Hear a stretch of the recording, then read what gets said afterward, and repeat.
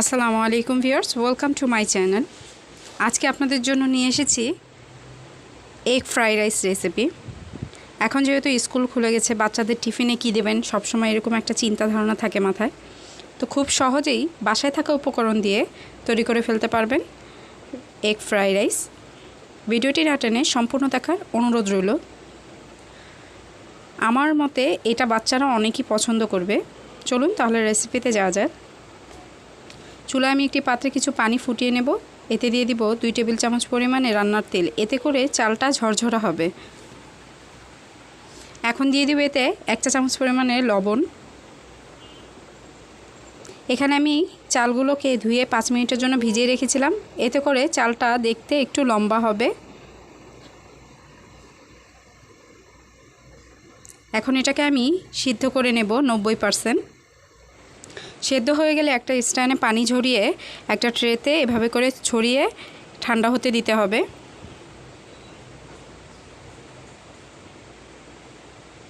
চালটা কিন্তু অনেক সুন্দর ঝরঝরা হয়েছে। এখন আমি চুলায় আরেকটি পাত্র নিব। এতে আমি দিয়ে দিব 1/4 কাপ পরিমাণে রান্নার তেল। আপনারা চাইলে বাটার ব্যবহার করতে পারেন। তেলটা একটু সামান্য পরিমাণে গরম হয়ে গেলে এতে দিয়ে দিব রসুন কুচি 1 চা চামচ।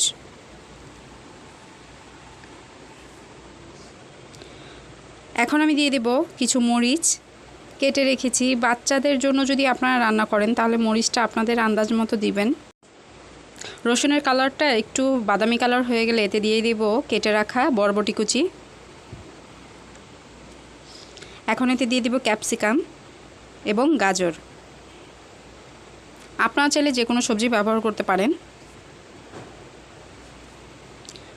এখন সবজিগুলোকে একটা সাইড করে 2টা ডিম নিয়েছি ভেঙে, এখানে ডিমগুলোকে ভেজে নেব। আপনারা চাইলে আলাদাও ফ্রাই প্যানে ভেজে তারপরে এতে অ্যাড করতে পারেন। ভালোভাবে নেড়েচেড়ে ডিমটাকে সুন্দরভাবে ভেজে নেব এবং সবজির সাথে মিক্স করে দেব। এরকম করে 2 থেকে 3 মিনিটের জন্য এই সবজি এবং ডিমটাকে ভেজে নেব।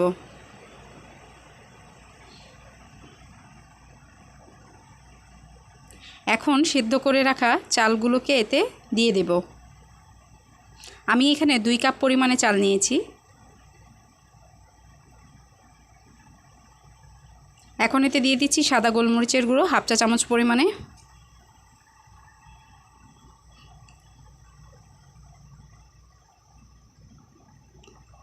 এরপর এতে দিয়ে দিব ফিশ সস 2 টেবিল চামচ পরিমাণে।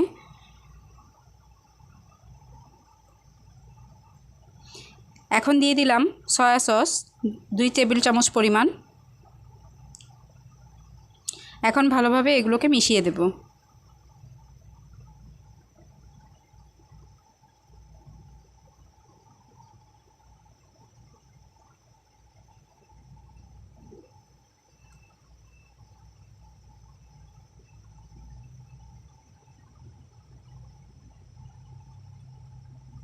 এরপর রাইসে একটু কালারটা ভালো আসার জন্য 1 টেবিল চামচ পরিমাণ দিয়ে দিচ্ছি টমেটো সস।